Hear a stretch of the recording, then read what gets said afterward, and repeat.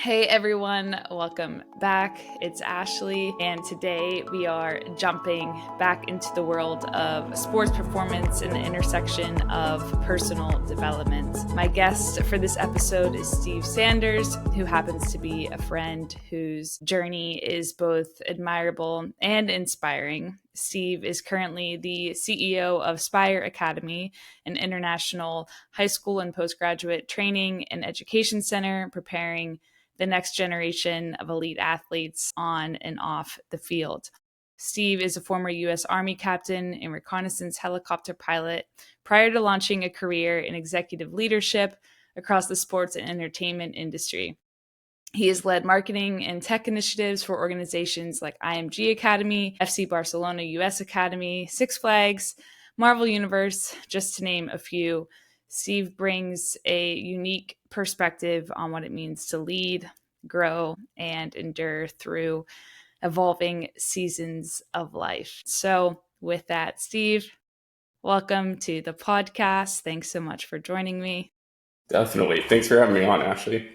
Can I get a copy of that intro? Because I think that was much better than whatever I usually ramble on about.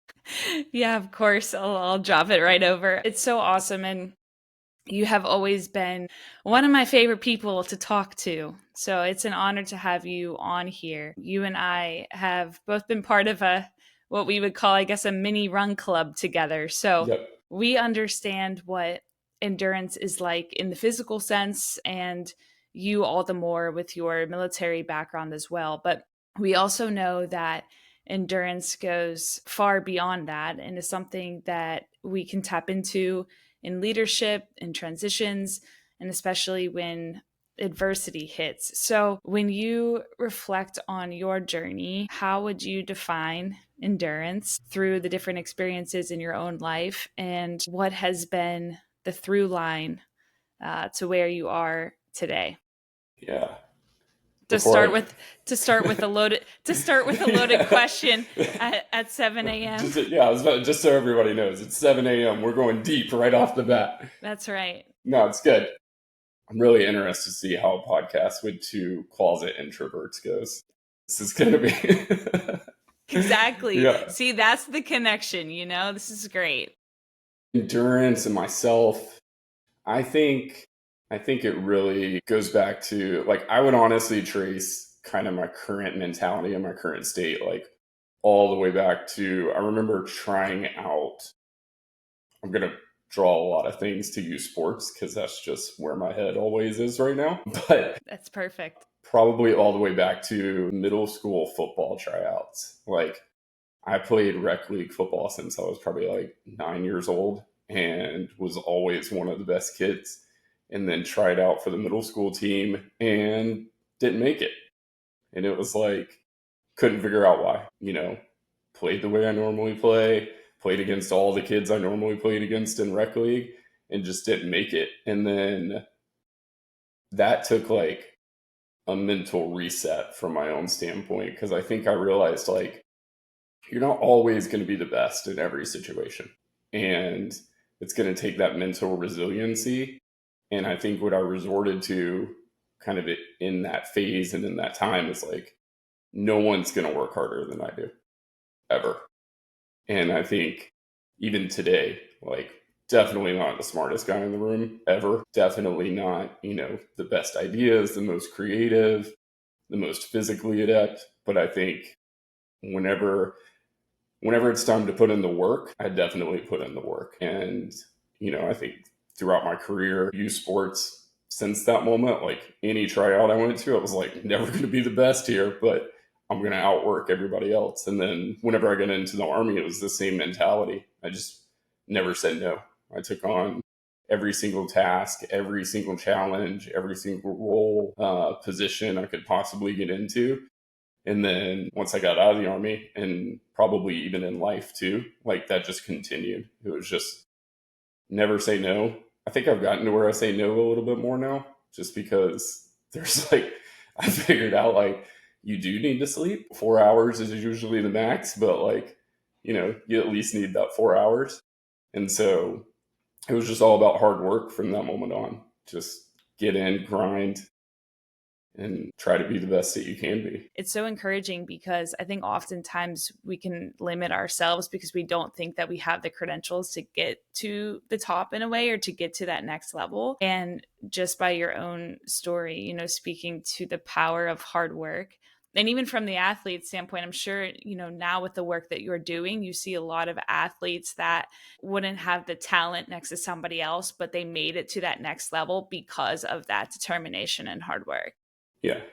Yeah. I think like Spire is kind of a really good example of that because it's not unlike any other high school. Like there's dynamics, there's cliques, there's, you know, kids who are breakout athletes, but then the kind of the weird dynamic is that everybody is an athlete.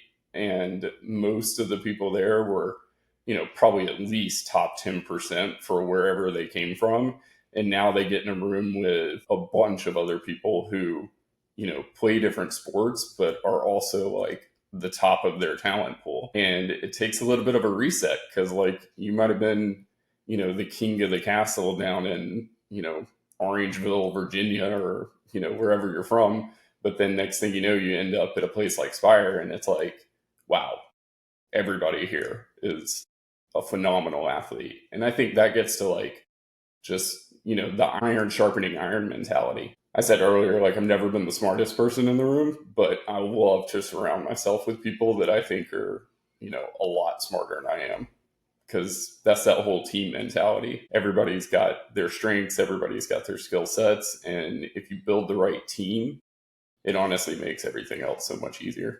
Yeah, I'm curious, thinking about, when you play at the next level, it's like everybody is the best coming from the best. So what have you noticed just in some of the athletes that aspire in that way whenever that reality hits? What are some of the different differentiators between, the athletes, or how have you seen them grow in that way?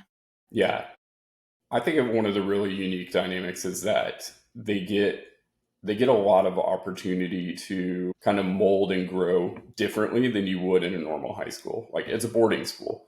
So they live together, they eat together, they hang out together, they go to practice together, they go to class together, they travel together. And it's for at least 9 months out of the year. It really becomes this more like family atmosphere where you've got brothers and sisters kind of, sometimes going at each other, but going at each other in a way that like builds. I would say never like really tearing each other down. And you start to see them really like grow on one another from a developmental standpoint. Like, you've got the kids that want to stay after and shoot 1,000 shots, or, go out on the soccer pitch and like kick and passing drills more. Same with the lacrosse team.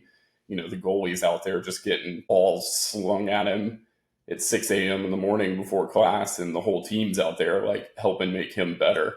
And that's really what I would say is like the interesting dynamic, is like they all come with a common purpose of, they want to win a national championship, and they're only going to be as good as their weakest link, and they're only going to be as good as the mentality that the entire team has. So it's kind of on all of them to really like build that mentality up and make the whole team better.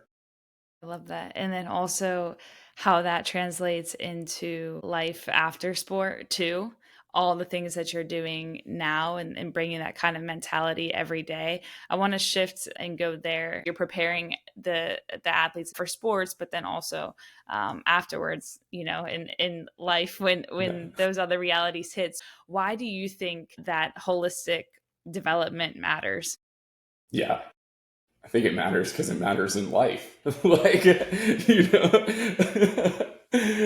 it's, life's going to come at you, and sometimes it's going to come at you really easily, and sometimes it's going to come at you really hard. I'm giving you a layup right there. I Come on. know it was perfect. But I think that's one of the reasons, like, there's all kind of stats on why, so many executives and so many high ranking people in politics and in business and in, different industries have played sports. It's because you learn how to deal with that mental adversity. Like, you don't win every game. And if you do win every game, there's still challenges that go along with that. Like, you've got to maintain that high level of success. Um, And so when we really think about the mentality and the whole person, I mean, it's really multiple things. It's, the team development, the physical development, the individual skill development, the mentality, the spiritual, the nutrition, the recovery, how much sleep they're getting. And we really try to work on different levels of like research and findings and different things that are changing across industries and like integrate that into our model. That way, our student athletes always have the best. And I think what's really unique too is because the organization is really structured around the student athlete, it requires a lot of our staff as well. And so you get this mentality in the staff too of, we're a team. We want to win. We want to be the best in the industry. And where we're pushing each other every single day to get better, that only raises the bar for the student athletes as well, because, they're getting leadership by example and not having to rely on do what I say, not what I do, but do what I say and what I do, which is a challenge because it takes a lot of mental fortitude and like grind to kind of do that consistently for 9 months, year after year. And then when we're not doing it in the academy year, we're doing it during the camp season. And it's a little different level, but it's that same kind of push. So I think the emphasis on, the whole package and not just the individual skills is really just setting them up for life. Most of these kids they're gonna be phenomenal high school athletes. They're gonna be great collegiate athletes, but a lot of them are not going to be professional athletes, and they're going to be forced to kind of pick the next career path for them. And, we hope that they've made a lot of connections along the way, and you can really like stay in that sports world and in that sports community, and leverage the relationships that you've made across along the way. But that's going to take having the right mentality, and that's really what we're trying to do. Yeah, it's so good. I know a lot of my teammates and friends in sport, it's always like we're making the pitch, to employers to hire athletes because there's Yeah. so much that you bring to the table, even if you haven't made it to, the D1 or professional or whatever that may be. You're learning so much. So I think that holistic development is so important. And also I love the emphasis on other things like nutrition and sleep performance, etc., because I think that's something that was never really considered so much. Or you think when you're a young person that it doesn't matter. Like I remember I used to eat Subway before basketball games. Yeah. Thinking back now, I'm like, wow, what we put into our bodies really matter, and our energy levels and our mood and everything. So I love that emphasis because it's teaching, the students at a young age and preparing them for life. So I think that's just it though. It's the knowledge piece, right? Like yeah. I remember every hockey tournament I would have like a Monster and a Snicker bar before a game. Snickers were also, that was my energy bar. That was my Right. It energy. was that was what you knew, and you were like, "Oh man, I played great on Monster and Snicker." But then all of a sudden you're like, "Wow, what if I would have like actually known what to put in my body and actually known how to fuel myself? Like I might have made the middle school football team." That is so funny. I just think of all of those different. I mean, I'm sure, there's many more stories in that way. But yeah, it's so important. You mentioned too, just talking through each of the different seasons, and you brought up the camps. I want to go there because you recently shared a poll on LinkedIn that I chimed in on, asking, what the youth athletes or parents value most in summer camp. And so, you mentioned different things like skill development or coaching, safe facilities, and then fun and social connection. And I jumped in with my 2 cents because I think that this is something that's really important. And I think about how much, my time as an athlete shapes the way that I show up and my determination and motivation and all of the other things in life. And I believe that the fun and connection part Yeah. is not just a bonus, but something that's so essential, especially when you're going through the process. I think when it's missing, then that's whenever burnout happens and we can start to disconnect from our purpose and why we're even there in the first place. So I want your take on that. How do you think that the fun and connection part fit into the bigger picture of growth and performance? And how is that something that you ensure is part of the experience at Spire? Yeah. That's why you hire athletes. Did you see that catch? She Yeah, just grabbed that exactly. microphone right away. It's like nothing, a little Yeah. hand-eye coordination at 7:30. Come on. Yep. Easy. Um, yeah, camps are super interesting right now because, you've got everything from local recreational camps to, high schools doing kind of like the next level of development camp to colleges doing more like prospecting and higher level development camps. And then you've got national organizations doing showcases, recruitment camps, high development camps, and even the professional teams have gotten into the game with wanting to get brand association with their camp networks and stuff. The NFL does a phenomenal job, the MLS does a phenomenal job, and what that's really done is kind of create a menu for the summer camper to kind of find what fits them best. And I think that's good because, to your point, like, that really sets them up for the right camp that fits their mentality and like where they are today. Um, I coach my kids' hockey team and they play rec hockey, and they're they haven't like hit that competitive edge yet. Like it's still just all about having fun, and like we could go skate on open ice, or we could go to hockey practice, and for them it's the same thing. Like there's not like a level of like, oh, I got to push myself, I got to get better every day. So when I think about a camp for them, like I want something that's just going to be fun. Like I want something where they're going to continue to fall in love with the sport, where the coaches and the staff that's supporting that camp is going to make it into the best experience possible for them that just keeps them engaged in the game. And I think that's what the local and regional camps do a really good job of doing, is especially for the youth athlete, just keeping that passion and that love for the game going. And then I think like most of us have experienced, like you flip that switch, like at some point, I don't know when it is. Like I'm watching my kids right now and I'm like, let's go. Like I'm ready to play travel. Like rec's fun, but let's actually like, and then I don't want to travel because, that's a big time commitment. But, you see that in other kids and they're like, oh, like I have to go to this camp because, it's going to make me a better athlete and it's going to set me up for this next club team. And it's going to get me in the room with athletes that are already playing on the teams that I want to be on. And once that competitive switch flips, you really start to focus more on the competitive angle. And then I think that's really where coaching matters. How much development is that coach actually bringing to the camp? What's the programming look like? How is he training you for either that next level club, he or she training you for that next level club, for that next level of competition? And, at the end of the day, I think it all matters. And I think there's a mix across the camp landscape right now that emphasizes different points. And so as a parent, when I'm looking and thinking about like what's the best camp out there, like it really just depends where your camper's at.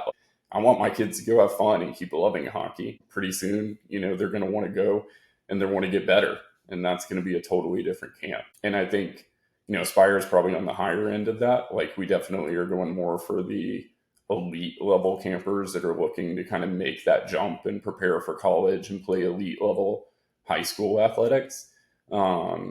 It's definitely a safe environment. It takes place on our boarding school campus. And our coaches, I mean, like point blank, we have the best coaches in the world. Like we have multiple Olympic medals, multiple college and professional championships. Kevin Boyle, who just won 8 out of the last 11 Chipotle national championships in basketball. Like it's, I was listening to him on a talk the other day, and I think it's him and then Duke have the most first round draft prospects in the NBA, which is insane.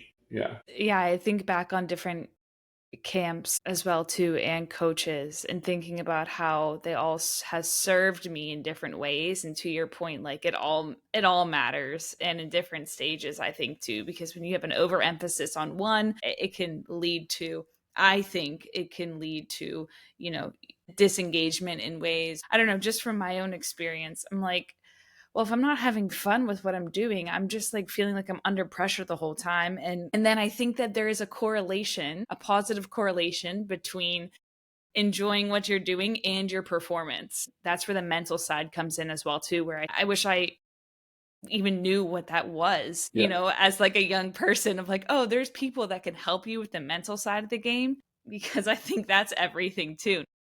Oh, I mean, the mental performance side's changing everything. I mean, there's not only the mental skill side, but then there's like I guess, the mental resiliency side, the mental performance side.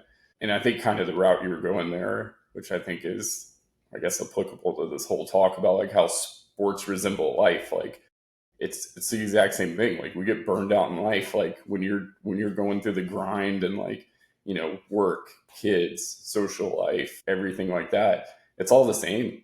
Like you need those outlets for creative expression. You need those outlets to just turn your brain off. You need those outlets to keep you from getting burned out. And you need those outlets to just like mentally reset so that you can come back, you know, better than you were whenever you left, or at least like from a more positive space. And so, personally, like I look at it as, for me, it's probably like I'm at that stage of life where like I still play hockey, but like I like to play hockey because it's not as competitive as it used to be. And it's like the one, like I can't respond to emails and play hockey at the same time. So it's like I get that like mental release and like get to kind of like, get some competition going, but also just like remove myself away from everything else going in life. That's why I like the boards going around the rink. Like nobody can get in, nobody can get out. Like, it's just like you're in this like really solid mental arena where,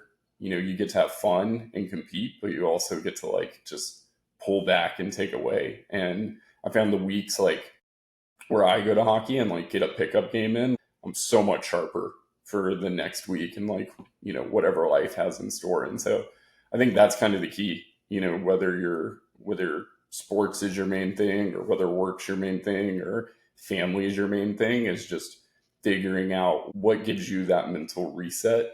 That way you can come back at it. And, just back to your original question, like I think that's changing everything for anyone, because we can push our bodies to do absolutely extraordinary things. But if your mind's not in the right place, then your mind's going to give up on your body, I think, way before your body's going to give up on your mind. Yes, that's so good. I think about marathon running. Yeah. And I mean, when you're pushing yourself to that next, you know, 10, 15 miles, whatever it is. I haven't gone the far distance yet, Yeah. but it's that same thing. It's just tapping into the mentality. Yeah. Like I was really lucky. I got to hear Mel Robbins speak, and just Love her. absolutely phenomenal. But like her, is it 5 4 3 2 1 or 3 2 1 Yeah. concept? Yeah. Yeah.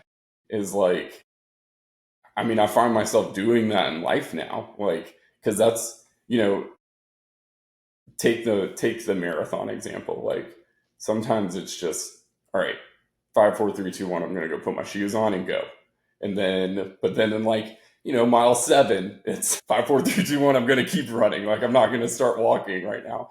And it's really funny because my daughter just got into middle school, and you know life's middle school now. Things that didn't matter 6 months ago now matter. Kids are kids, and she's doing different things in school.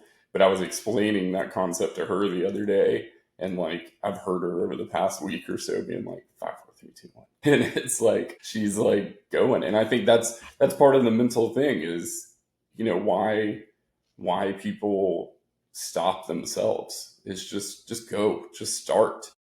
I think you find out like once you're in it, usually it's not as bad as you thought it was going to be.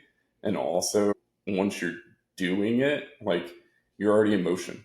it's hard to stop an object in motion. Yes. And going back to the top of the conversation, when you were sharing a bit of your journey and getting to where you are now, I mean, it was just that, persistence of showing up and opting in, choosing in, and Hmm. not saying no. And I think that relates in a lot of ways, because sometimes, again, to your point about how we stop ourselves or how we limit ourselves, is just like we don't take that one step forward. And what happens when we just take that one step forward? You're building the confidence. Okay, you're going to take another step and another step and another step, and then see where it goes and how it evolves, and you may just surprise yourself in the process. Yeah. I mean, I like personally, I don't know how I'd be here without that mentality. Whenever whenever I joined the army and, ended up becoming a helicopter pilot, all I wanted to do was deploy. And so like, you know, it seemed like the war in Afghanistan was winding down at that time. Iraq had already kind of wound down a little bit. And for me, it was like, I don't want to miss it. So, coming out of flight school, I jumped on the first unit that was deploying after I got out of flight school, got in that unit. And then my first flight out of flight school was in Afghanistan. So there was like my training to become a better pilot outside of flight school all took place in Afghanistan. And like the learning curve was huge. And I had a day job while I was there, but then I was also having to keep up on the flight stuff and learn how to fly. And then, a couple months later, I'm flying missions in Afghanistan, and it was like I was in flight school 6 months ago. So having that level of preparedness and just that willing to jump in, like never would have gotten me there without it. And then when I got out of the army, it was like moved to Sarasota, bought a house, didn't want to fly helicopters anymore. And it was like, I have no idea what I'm going to go do. And I got really lucky to end up at a great marketing and technology agency called At Large and working with phenomenal people who, you know, took the time to kind of embrace that dive in mentality where I didn't know a lot about marketing. I didn't know a lot about technology, but I was willing to like sit down and learn with them and sit down and like, actually go through the process of like learning the next steps. And then, pretty quickly I was doing more and more there. And that ultimately led to where I am today.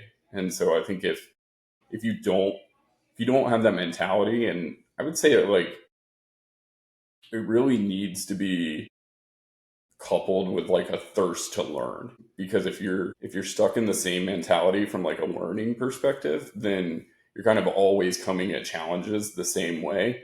And like, I guess the hard work phrase also applies to like work smarter, not harder. Like at some point you can just work really, really hard and not get anywhere, but having that knowledge like mixed into it and always being willing to like experience and learn new things with the hard work, I think really makes you really just always set you up for being in the best place to, from like a preparation standpoint, and ready for whatever comes at you next. What would you say from a learning perspective has been most um, important throughout, like in terms of just kind of that posture, asking questions or having a support system around you in that? How do you create, like, how do you have that kind of Yeah. posture throughout your journey? Yeah.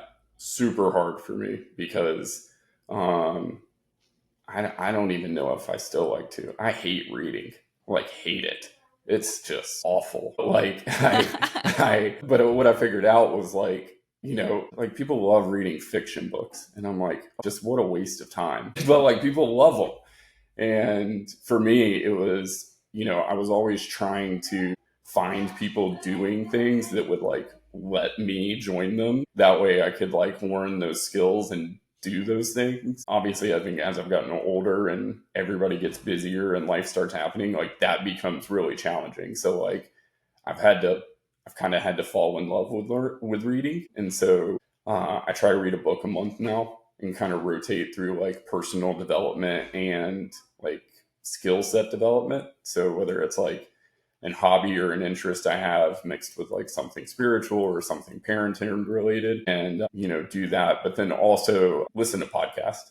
I mean, between books and podcasts right now, I think that's how I try to like keep the keep the funnel open as wide as possible and just listen to how other people are doing things or how problems have been solved in the past, and like how you can pull all of those threads forward into what's happening today.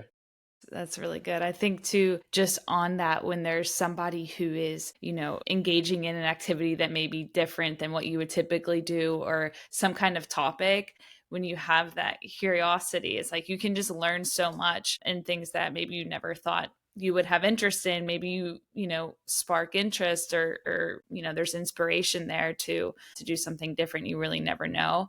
So I think it's, yeah, so powerful to Yeah. just keep I that open mind. I think that's always been how I've dealt with fear.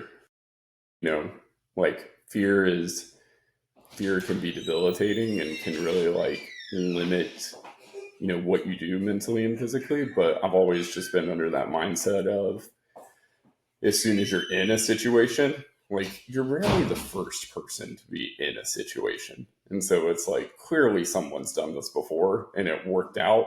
So it's like there's no reason why it's not going to work out for you. Like I've done the hard work, I've been prepared, I've, trying to glean experience from them. So just do it and get through it, and, um, take advantage of that moment. And that's kind of, I would always, my kids laugh all the time because they're like, well, you're not afraid of anything. And I'm like, I'm actually afraid of everything.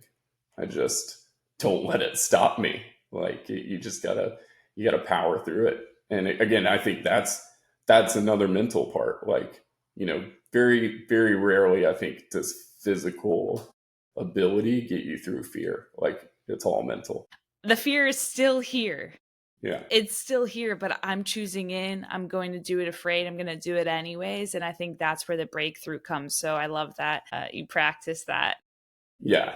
I think you have to have a healthy level of fear. Like I think if you're not, um, if you're probably not challenging yourself in that way, you're probably getting bored in some way. And I don't mean like, always physical fearness, like, bungee jumping or skydiving or something like that. Like there's a lot of like mental scenarios or social scenarios that bring a level of fear that force you outside of your comfort zone. I don't know about you, but I think about how much like the anticipatory fear of something is like, it's not even there yet. Like you're not even in front of the thing. It's just like you're anticipating the thing to happen. And then when you're in it, it's like, oh, this is okay. Yeah. It's just like, wow, the anticipation, of something, and how much that can rob us. So I think even then, just coming back into the present moment, I have to remind myself of that, like literally getting present. And you talk about like the 5 4 3 2 1 with Mel Robbins. I think about just the five senses, Yeah. to come back to the moment of like, no, you're here. You're not, you're not 3 months from now. Yeah. That's where like, like breath work, I think really comes in. Like just getting, if I have to go do a speech or go, get ready to go do a presentation, or sometimes even step back out on the hockey rink, it's like for me it's just that, like, that close my eyes, breathe while you're doing the 5 4 3 2 1, and then just go. And like it brings all your senses together, slows your heart rate down, brings you into the moment, and then you realize I think the fear is more anticipatory than it is actual while you're doing it. Like you Yes. you you just like Yes. hone in on the fear of what could happen, what could go wrong. You start playing all the what ifs, and look, the stuff's gonna happen, but at the end of the day, like we all deal with it every day, and you're just rolling with the punches. And like once you're doing it, you just deal with it and adapt to it. But if you never take that first step, then you're gonna keep living in that anticipatory fear and never like moving forward. Mic drop, Steve. I think that's a Boom. wrap. I like it. No. That's the thumbnail right there. Yes, exactly. Thank you so much. Thank you so much for being here and sharing. I know we went in different directions, but that is what I love so much about this space and having these conversations, because I think when we just show up and, we hit record and just have an open conversation about sports and life and wherever it goes, we pulled this kind of wisdom out of guests like you. So thank you. No, I thank you for doing this. I mean, I think your theme and the threads you pull in this podcast resonate with a lot of people. And I think it's an underlying theme that a lot of people don't pick up on, but is perhaps one of the most important themes, because it really is all about endurance. Like life's not a sprint. It's definitely a full-blown marathon, and every mile is different. So thank you. There's for a lot of hills. Yeah. We need more downhills. I know. And a little bit of rain sometimes, you Yeah. never know what you're going to get out there on the course, but that's why it's such a metaphor for life.